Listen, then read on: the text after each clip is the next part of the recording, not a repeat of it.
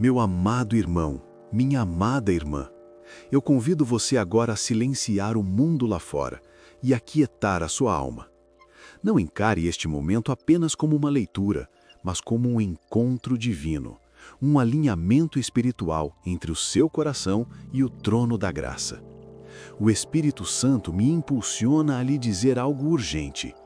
Pare e conte as suas bênçãos. Mas não faça isso de forma superficial. Não conte apenas o carro, a casa ou o dinheiro. Conte o fôlego de vida que invadiu seus pulmões esta manhã sem você pedir. Conte as batidas do seu coração que continuaram ritmadas enquanto você dormia e não tinha controle de nada. Eu quero encorajar o seu espírito a despertar para uma realidade que muitas vezes ignoramos. Jamais tome a bondade de Deus como garantida. Jamais caia no erro de achar que você acordou hoje porque o despertador tocou.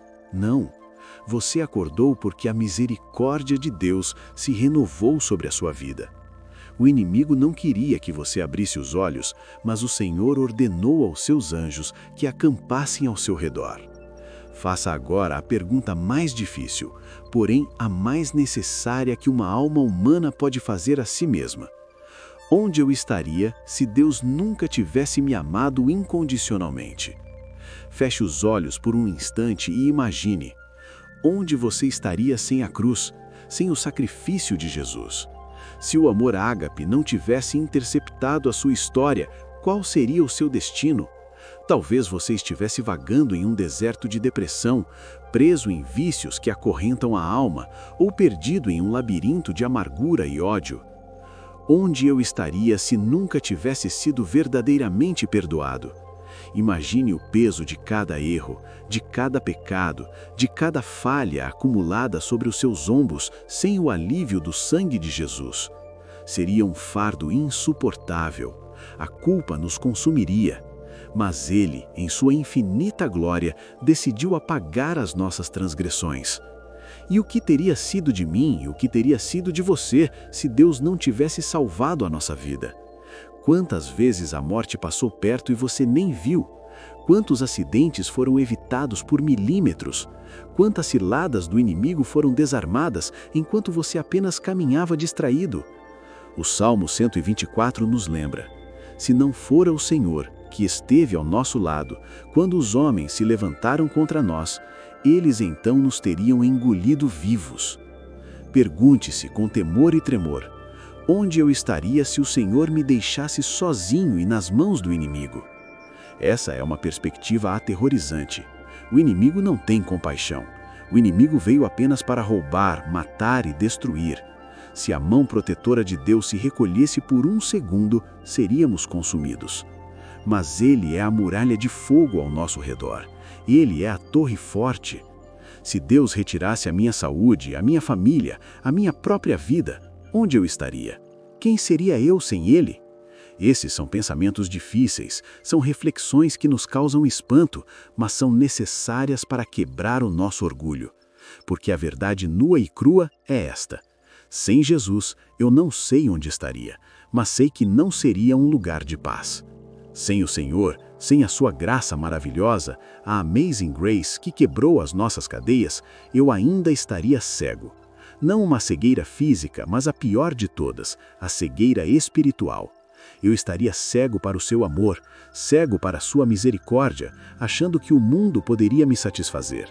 Eu estaria perdido, tateando na escuridão, buscando água em cisternas rotas que não retêm as águas. Mas Ele veio, Ele desceu. Ele nos encontrou no poço mais fundo, no lamação de pecado, e nos colocou sobre a rocha. Por isso hoje, a sua postura deve ser de quebrantamento. Não somos autossuficientes, somos dependentes. Somos como ramos que, se cortados da videira, secam e morrem. Reconheça hoje que tudo o que você tem e tudo o que você é vem dele, por ele e para ele. Se você sente no seu coração essa gratidão explodindo, se você reconhece que sem Jesus você não seria nada e que foi a mão dele que te sustentou até aqui, deixe registrado o seu testemunho de fé agora. Escreva nos comentários: Deus, eu te agradeço pelo livramento e pela tua misericórdia que me alcançou. e declare a sua vitória. Amado, respire fundo agora e prepare o seu espírito para uma viagem no tempo. Não uma viagem de nostalgia carnal, mas uma viagem de reconhecimento espiritual. O Espírito de Deus nos convida. De vez em quando, é vital olhar para trás. Mas entenda bem o que o Senhor está dizendo. Quando eu digo olhe para trás, não estou pedindo para você admirar o seu velho eu, não estou pedindo para você relembrar com saudade os caminhos tortuosos do pecado, nem as festas vazias, nem as companhias que drenavam a sua unção. Não estamos aqui para sentir falta das cebolas do Egito, como o povo de Israel fez no deserto. Não, o passado de pecado foi sepultado nas águas do batismo. O velho homem já morreu. Eu estou encorajando você a olhar para trás com um propósito sagrado. Lembrar. Lembre-se de onde Deus te tirou. Olhe para o abismo de onde Ele te resgatou. O salmista Davi dizia: tirou-me de um poço de perdição, de um tremedal de lama, colocou os meus pés sobre uma rocha e firmou os meus passos. Você consegue ver a distância? Você consegue medir a profundidade do buraco em que você estava e a altura da rocha onde você está hoje? Isso não foi sorte, isso foi mão de Deus. Lembre-se agora de quantas batalhas você atravessou. Talvez você esteja pensando: eu sou um guerreiro, eu lutei bravamente. Mas deixe-me corrigir a sua visão com a lente da verdade. Você sabe muito bem que não foi pela sua força. Houve noites em que você não tinha forças nem para orar, apenas gemia. Houve dias em que a pressão psicológica e espiritual era tamanha que a lógica dizia que você iria colapsar. Mas você não colapsou. Por quê? Porque não é por força, nem por violência, mas pelo meu Espírito, diz o Senhor dos Exércitos. Foi o Espírito Santo quem segurou as pontas quando você estava se desfazendo. Foi Ele quem lutou as guerras invisíveis enquanto você dormia exausto. Eu quero que você toque numa ferida agora, mas para que ela seja curada pela memória da fidelidade. Lembre-se de como o Senhor te amou e te consolou, mesmo quando seus amigos te traíram. Ah, a dor da traição. Talvez você tenha olhado para o lado esperando o apoio de alguém que prometeu estar lá e viu apenas o vazio. Pessoas em que você investiu amor, tempo e confiança viraram as costas no momento da sua maior necessidade. Mas eu te pergunto, você ficou sozinho? Não. Quando todos saíram, o Espírito Santo entrou. Quando os telefones pararam de tocar, o céu se abriu. Deus usou a ausência dos homens para provar a presença dele. Ele te mostrou que ele é o amigo mais chegado que um irmão. Ele enxugou lágrimas que ninguém viu. Ele ouviu o grito silencioso da sua alma. Olhe para trás e veja a mão de Deus pairando sobre a sua vida.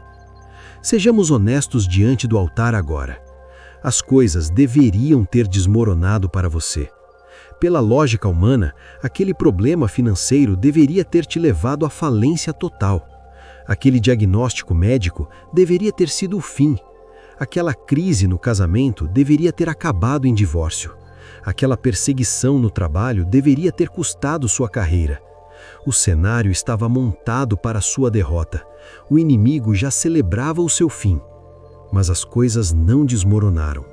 Por quê? Porque existe uma graça que sustenta. Existe uma coluna de Deus que segura o teto quando as paredes caem. O Senhor segurou a estrutura da sua vida.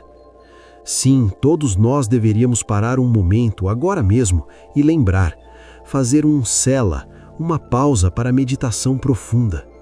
Lembre-se de tudo o que Deus fez, porque a nossa carne é fraca e tendemos a esquecer os milagres de ontem por causa das preocupações de hoje.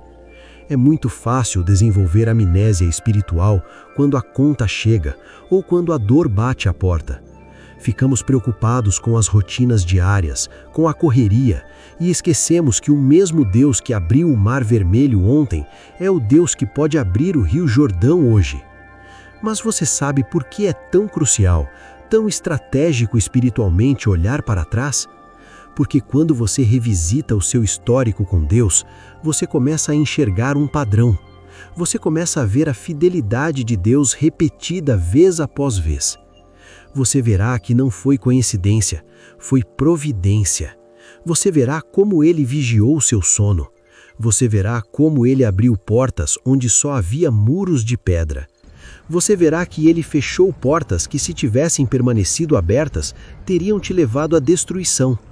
Ao sentarmos e refletirmos sobre os eventos significativos, sobre os marcos da nossa jornada, aqueles momentos que a alma não esquece facilmente, somos forçados a reconhecer: Deus esteve comigo em cada passo do caminho. Mesmo no vale da sombra da morte, Ele estava lá, com sua vara e o seu cajado. Mesmo na fornalha ardente, havia um quarto homem passeando com você. Ele nunca te abandonou. Ele nunca te deixará. Se você consegue olhar para o seu passado e ver não apenas a dor, mas a mão poderosa de Deus te livrando e te sustentando até este exato segundo, eu quero que você profetize gratidão sobre a sua história agora. Declare nos comentários como um selo de fé: Deus, eu reconheço que até aqui a tua mão me sustentou. Ebenezer, tu és a minha ajuda. Amado, preste muita atenção ao que o Espírito Santo vai ministrar ao seu coração agora. Nós falamos sobre olhar para trás, mas existe uma diferença entre lembrar e meditar. A Bíblia nos ensina no Salmo 77, versículos 11 e 12, uma estratégia de guerra espiritual. Recordarei os feitos do Senhor. Sim, me lembrarei das tuas maravilhas da antiguidade. Considerarei também todas as tuas obras e meditarei nos teus poderosos feitos. Perceba a profundidade disso. O salmista não estava apenas tendo um pensamento passageiro, ele estava tomando uma decisão voluntária de focar na grandeza de Deus. Quando a angústia bate à porta, a nossa mente tende a meditar no problema. Nós ruminamos a preocupação, imaginamos o pior cenário, criamos filmes de terror na nossa cabeça. Mas Deus nos chama hoje para trocar a meditação do medo pela meditação do milagre. Este versículo é um decreto. Ele nos lembra que o agir de Deus no passado é digno da nossa reflexão profunda. Não olhe para o Mar Vermelho que se abriu apenas como uma história bonita de domingo. Olhe como a prova de que o Deus que você serve controla a natureza, o tempo e a história. Ao focarmos na fidelidade de Deus no passado, algo sobrenatural acontece. Nós ganhamos autoridade para o futuro. A memória dos feitos do Senhor injeta confiança nas nossas veias espirituais. Se Ele venceu o gigante ontem, Ele derrubará a muralha hoje. Se Ele proveu maná no deserto para os seus pais, Ele preparará uma mesa perante os seus inimigos para você. O Deus de ontem é o mesmo hoje e será eternamente. O seu passado de vitórias é a profecia do seu futuro de glória. E é aqui que entramos em uma das promessas mais poderosas e desafiadoras de toda a Escritura. O apóstolo Paulo, em Romanos 8, 28, nos entrega a chave mestra para a paz mental. E sabemos que todas as coisas cooperam para o bem daqueles que amam a Deus, daqueles que são chamados segundo o seu propósito. Eu quero que você sinta o peso dessa palavra. Sabemos. Não é achamos, não é talvez, não é tomara. É uma certeza inabalável. E o que nós sabemos? Que todas as coisas cooperam.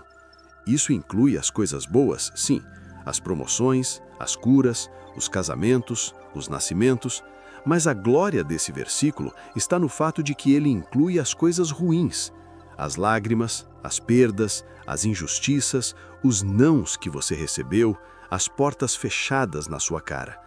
Deus é tão soberano, tão mestre em estratégia, que ele pega o que o inimigo desenhou para te destruir e usa como matéria-prima para a tua promoção. Ele pega o caos e o transforma em escada. Nada na sua vida é desperdiçado. Deus não joga fora a sua dor. Ele a recicla em propósito. O texto diz que tudo coopera para o bem. Talvez agora, no meio do furacão, você não consiga ver o bem. Talvez tudo pareça confuso, doloroso e injusto, mas Deus não vê como o homem vê. Ele é o grande tecelão. Nós olhamos por baixo e vemos os nós, os fios embaralhados e a bagunça. Ele olha por cima e vê o desenho perfeito sendo formado. Mas há uma condição: para aqueles que amam a Deus, que são chamados segundo o seu propósito. Você ama a Deus? Você sente o chamado dele queimando no seu peito? Então descanse. O universo pode parecer fora do controle, mas o trono de Deus está firme. Nada pega o Senhor de surpresa. O que foi surpresa para você já estava escrito na agenda dele como uma oportunidade de milagre. Portanto, mude a sua perspectiva hoje. Pare de olhar para o problema como um fim e comece a vê-lo como um meio pelo qual Deus vai manifestar a glória dele na sua vida de uma forma que você nunca imaginou. Acredite na promessa. O final da sua história não será vergonha, será dupla honra. Se você crê que Deus está no controle absoluto e que até o que deu errado vai cooperar para o seu bem, eu quero que você profetize isso sobre a sua casa agora. Deixe aqui embaixo o seu clamor de fé. Senhor, eu confio que tudo coopera para o meu bem e nada fugiu do teu controle. Meus irmãos, minhas irmãs, chegamos a um ponto crucial da nossa caminhada espiritual hoje. O Espírito Santo quer tratar de uma doença silenciosa que tem matado a fé de muitos: a ingratidão gerada pelo esquecimento. Em segundo lugar, a memória do que Deus fez no passado tem um efeito colateral poderoso. Ela gera um coração grato. Quando olhamos para trás e vemos a provisão sobrenatural, quando percebemos que não tínhamos recursos, mas o céu enviou o maná, quando vemos que estávamos cercados, mas Deus abriu o caminho, a nossa alma é inundada de gratidão. E saiba de uma coisa: Deus ama um coração agradecido. A gratidão é o idioma do céu. Mas há um inimigo que tenta roubar essa gratidão: a ansiedade. A ansiedade é a ladra da paz. Ela nos faz olhar para o problema de amanhã e esquecer o milagre de ontem. Mas a palavra de Deus, em Filipenses 4:6, nos dá o antídoto. Não andeis ansiosos por coisa alguma. Antes, as vossas petições sejam em tudo conhecidas diante de Deus pela oração e súplica, com ação de graças. Pare e analise essa receita divina. Paulo não disse apenas orem, ele disse com ação de graças. Isso é um componente essencial, é a chave que gira a fechadura. Muitos oram, mas oram reclamando. Muitos suplicam, mas suplicam duvidando. A oração que move a mão de Deus é aquela que já agradece antes mesmo de ver a resposta. Quando você ora com gratidão, você está dizendo: Pai, eu sei que o Senhor é bom. Eu sei que o Senhor já fez antes e pode fazer de novo. Isso muda a atmosfera ao seu redor. A gratidão foca a nossa lente nas bênçãos de Deus e não na dificuldade do momento. Um grande pregador puritano chamado Thomas Watson disse certa vez uma frase que deve ecoar em nossos espíritos: lembrar as misericórdias de Deus gera gratidão em nossos corações. Se você esquece, você reclama. Se você lembra, você agradece. E se você agradece, Deus multiplica. Ao cultivarmos esse relacionamento profundo com Deus, através da gratidão, reconhecemos que Ele é a fonte de tudo. Não é o seu chefe, não é o governo, não é a economia. A sua fonte é o Senhor. E isso nos leva a um terceiro ponto de extrema importância. Lembrar o passado nos capacita a compartilhar o nosso testemunho. Você sabia que a sua história não é apenas sua? A sua dor não foi em vão. O deserto que você atravessou não foi apenas para te provar, foi para te dar autoridade para libertar outros. Os nossos testemunhos pessoais são ferramentas poderosas de evangelismo. O mundo está cheio de teorias, mas ninguém pode discutir com uma experiência real. Quando você abre a boca e diz: Eu tinha câncer e Deus me curou. Meu casamento estava destruído e Deus restaurou. Eu era viciado e Deus me libertou. Você inspira outros a buscarem esse mesmo Deus. Apocalipse 12:11 diz que eles venceram o inimigo pelo sangue do Cordeiro e pela palavra do seu testemunho. O seu testemunho é uma arma. Ao refletirmos sobre o que Deus fez, ganhamos coragem para falar. Mostramos às pessoas que Deus não é uma lenda distante, mas um Pai presente que transforma vidas e guia nossa jornada. Não guarde o milagre para você. Não esconda a candeia debaixo do alqueire. Se Deus fez, conte. Se Deus livrou, anuncie. Talvez haja alguém do seu lado agora, desesperado, precisando ouvir exatamente o que você viveu para ter esperança de viver também. Hoje eu te desafio a quebrar o silêncio e a ativar a gratidão.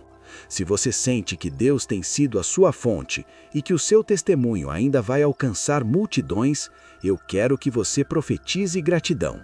Escreva agora nos comentários com um coração transbordando: Senhor, eu te agradeço porque o meu testemunho vai curar vidas e a tua gratidão é a minha força. Amada família da fé, para concluir esta poderosa intercessão, quero trazer à memória as palavras sábias do teólogo J. I. Packer, que disse: o passado é uma fonte de conhecimento e o futuro é uma fonte de esperança. O amor pelo passado implica fé no futuro. Entenda isso. Se Deus foi fiel ontem, Ele já está lá no seu amanhã preparando o caminho. O passado ensina quem Deus é. O futuro revela o que Ele fará. E a minha oração agora é: Deus, ajuda-nos a ver a Tua mão em cada situação. Muitas vezes, Senhor, olhamos para a Tua palavra e vemos que foste fiel com Abraão, com Moisés, com Davi, e Teu caráter não mudou. Tu és o mesmo. Eu profetizo sobre a sua vida agora a promessa de Isaías 40, 29 e 31. Talvez você tenha chegado até aqui se sentindo fraco, drenado, sem energia para dar mais um passo. Mas a Bíblia diz: Ele fortalece o cansado e dá grande vigor ao que não tem forças. Escute bem, até os jovens se cansam, até os guerreiros mais fortes tropeçam e caem. A força humana tem limite, a sua bateria acaba, mas a promessa continua. Mas aqueles que esperam no Senhor renovam as suas forças. Esperar no Senhor não é ficar sentado de braços cruzados, é uma espera ativa, cheia de confiança, é trocar a sua fraqueza pela força dele. A palavra diz que eles subirão com asas como águias. A águia não foge da tempestade, ela usa o vento da tempestade para subir mais alto, acima das nuvens onde brilha o sol. Eu declaro que você vai correr e não se cansará, vai caminhar e não se fatigará. O Espírito Santo está recarregando a sua alma neste exato momento. Pai, eu declaro a Tua palavra, que diz: maior é aquele que está em mim do que aquele que está no mundo. 1 João 4,4. Isso significa, Rei Jesus, que Tu colocaste dentro de nós uma força nuclear, um poder de ressurreição capaz de vencer qualquer adversidade, qualquer gigante e qualquer laço do diabo. Por isso, Senhor, nós nos alegramos. Nós Te agradecemos, Deus. Obrigado por dar aos Teus filhos o poder de caminhar em vitória, o poder de derrotar o pecado e quebrar maldições. Tudo isso vem de Ti. Hoje nós nos curvamos, nós nos humilhamos e nos rendemos a Ti, ó Deus. Não confiamos no nosso braço de carne, mas confiamos no Deus que liberta, no Deus que redime e que torna o ser humano inteiro novamente. Obrigado por tal amor e misericórdia. Obrigado pela Tua bondade, pois na Tua misericórdia Tu nos levantaste cada vez que caímos. Tu nos dás graça sobre graça. Nós ficamos de pé sobre a promessa do Salmo 27, 13 e 14. Pereceria sem dúvida se não cresse que veria a bondade do Senhor na terra dos viventes. Eu não vou esperar morrer para ver a Tua glória. Eu creio que verei a Tua bondade aqui e agora. Espere pelo Senhor. Seja forte, Tenha coragem e espere pelo Senhor. Querido Pai Celestial, abra os nossos olhos espirituais. Ajuda-nos a ver que Tu estás no comando. Tu estás no controle do trono do universo. Se Tu permitiste que enfrentássemos essa dificuldade ou este desafio, existe um propósito eterno por trás disso. Muda a nossa perspectiva, querido Senhor. Ajuda-nos a não buscar desesperadamente entender tudo, mas ajuda-nos a confiar mais e mais.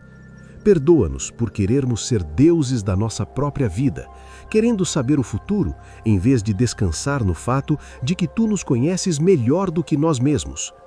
Quando a vida nos apresentar tempestades, dá-nos aquela fé inabalável que diz: Senhor, se é da Tua vontade que eu enfrente esta tempestade, então me fortaleça para atravessá-la para a Tua glória. O Salmo 145 nos lembra que o Senhor é clemente e compassivo, lento para a ira e grande em misericórdia. Tu és bom para todos. As Tuas ternas misericórdias permeiam todas as Tuas obras. Deus, Teus caminhos são mais altos. Teus pensamentos são insondáveis. Tu és reto e bom, ensinando os pecadores o caminho e guiando os humildes na justiça. Senhor Jesus, eu encerro esta oração te agradecendo pelo sacrifício na cruz. Tu deste a Tua vida para que eu não perecesse.